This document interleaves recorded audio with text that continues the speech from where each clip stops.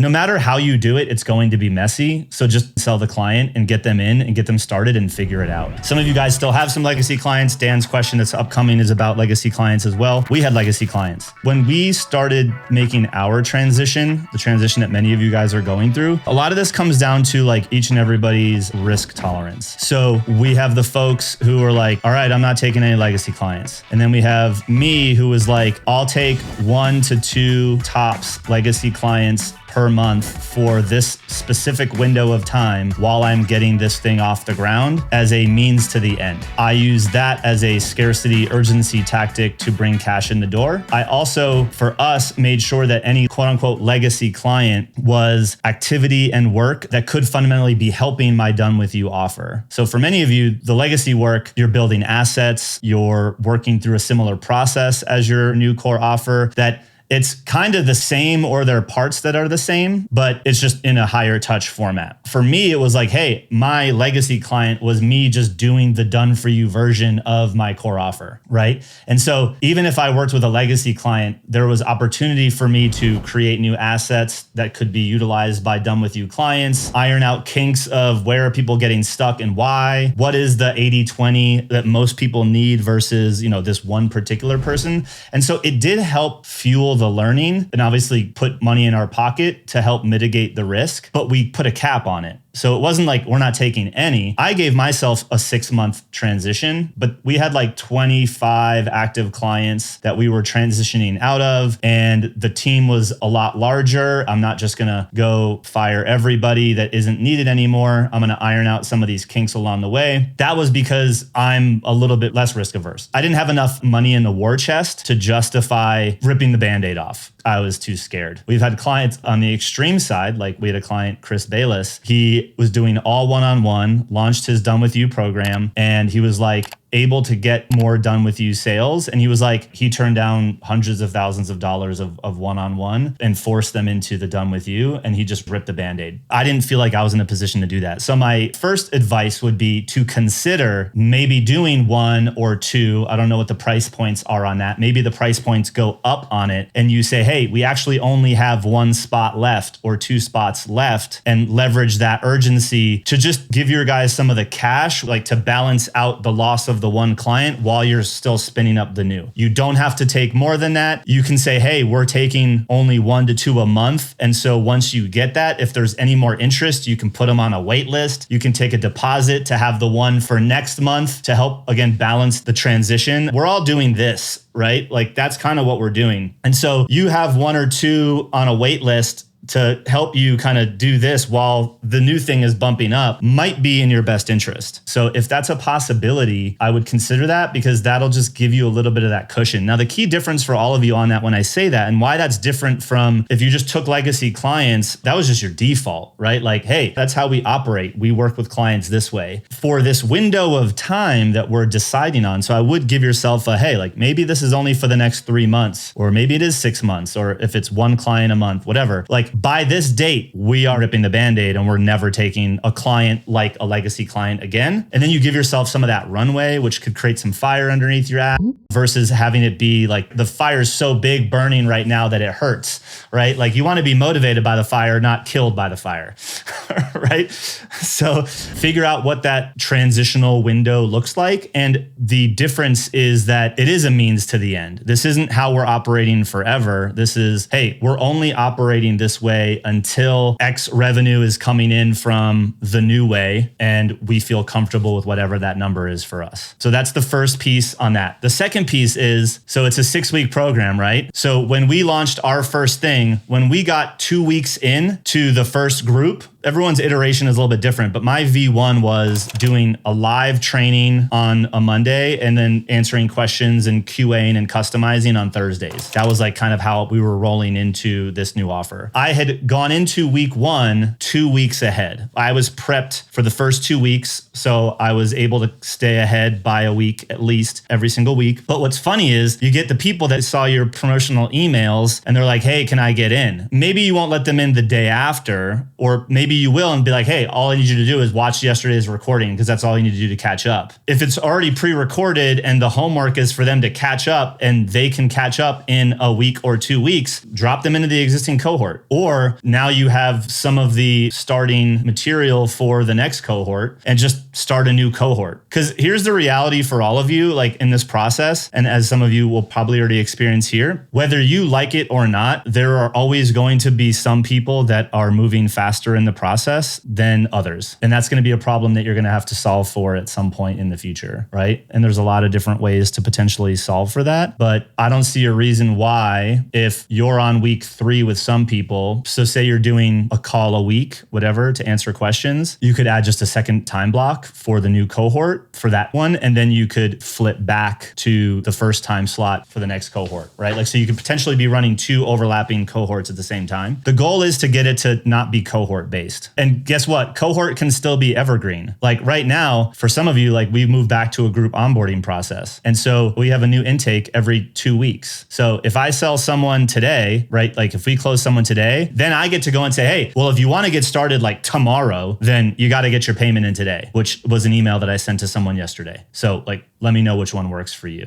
The reason like the cohort and the starting date works well for many people to kick it off is just that. It's like, hey, it gives you a runway to start promoting because many of you have never talked about anything that you do in history. And so like, let's grease the wheels a little bit so that we can get some momentum and have something to talk about and like have some content there, et cetera. So like, it's kind of like just to get the wheels turning. I want all of you to just be taking clients on in an evergreen format as fast as humanly possible. The reality is, and I wish people talked about this more, no matter how you do it, it's going to be messy. So just sell the client and get them in and get them started and figure it out. Guess what? As you create some of the mess inside of the done with you, but you're getting paid money and you're doing less of the legacy stuff, you should have the extra bandwidth to support the done with you clients where it's still more leverage than how you were doing the legacy anyway. Like if you free up 5 hours a week from legacy to now hop on a couple 20-minute quick one-on-one triage calls with done with you clients to figure out where the hell something went wrong, that's still more leverage than doing the legacy client. So like you still might hop in and get tactical and roll up your sleeves, each of you, on some of these clients that are in the midst of, they're in week 5 of this 12-week thing. And like, we're trying to triage and get them unlocked.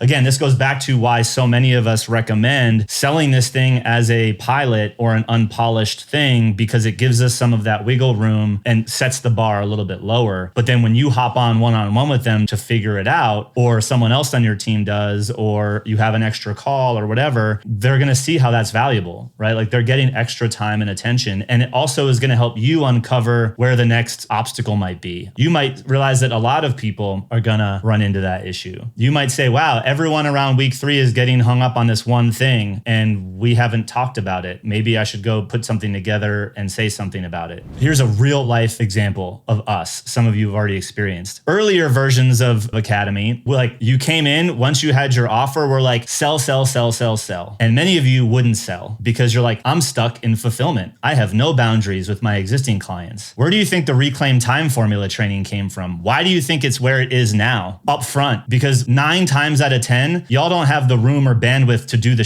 that I need you to do. So I need to like get you to be a little bit more structured first, because I saw that being the reason why you weren't doing the thing that I wanted you to do. So I introduced the thing that unlocks the capacity for you to do the thing that I need you to do earlier. I know you have this, and I know it's going to prevent you from doing the thing that I need you to do. So let's do this first. And lo and behold, the people that go through the reclaim time formula, specifically the comm cycle training, are like, holy crap, I didn't realize that I could have boundaries like this, and I just freed up a ton of my time. My life is more efficient. That was a surprise value that no one ever was expecting when coming in to work with us, but now we can actually do the real thing. You might uncover, all of you, stuff like that in your own world just by going through the reps. That's kind of like the time to value conversation. Like a huge time to value for us is us seeing your calendar and you recognizing that the way that you were doing was ass backwards or just so unstructured that that's why some of your problems exist in the first place. Because if I can be the unlock for you on that, you further buy into the next thing I'm going to try to have you do. And you all are going to have your little versions of that as you're taking clients through. That's why it's great to have it be messy, because all of the surprising unlocks will rise to the top. in a little bit of this chaos, which is kind of why I'm like, sell another cohort. Let's create a little bit of a mess. Because if you're getting paid and you're still dealing with the mess, it's still a better mess than you were dealing with before. I'll tell you that. Let's keep the money coming in and just clean a better mess.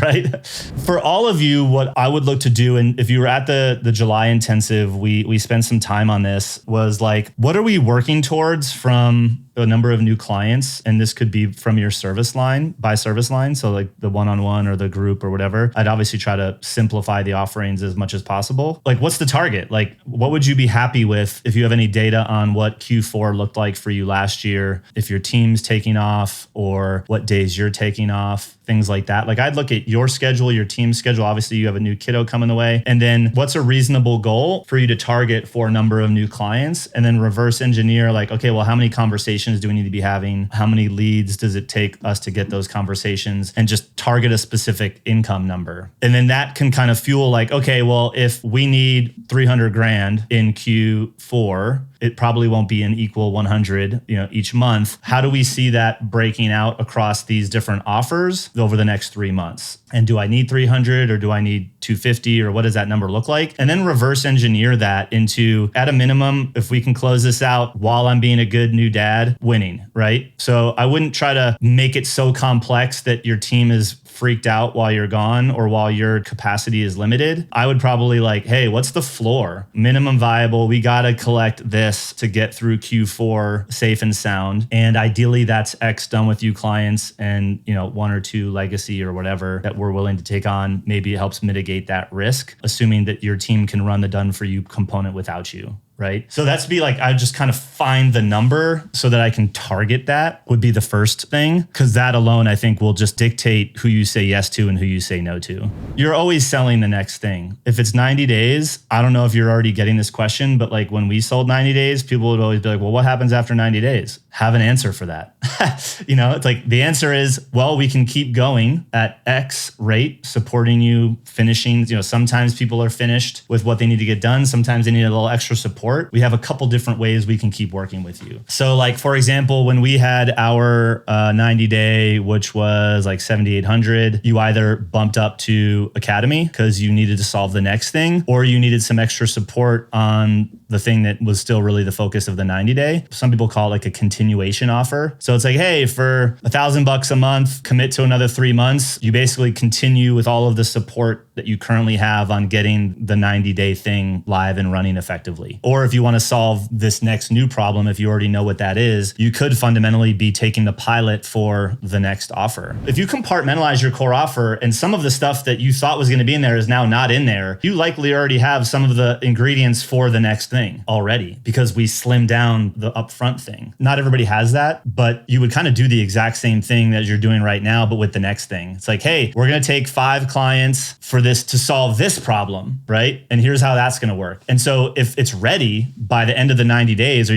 what that might look like, I would either be selling hey, it's $500 to keep going, ironing this current thing out. Or if you're ready for ABC, then it's X dollars for another 90 days or 6 months. And we're going to do it like this. I probably wouldn't do that one just yet over Q4 with kind of what your life is going to look like, but weaponizing the team with, hey, there's going to be people that aren't ready, sell them into X dollars a month with maybe a 3-month commitment to keep working on and taking the support of the current done with you structure. So it kind of creates the recurring, but just giving them what they already had.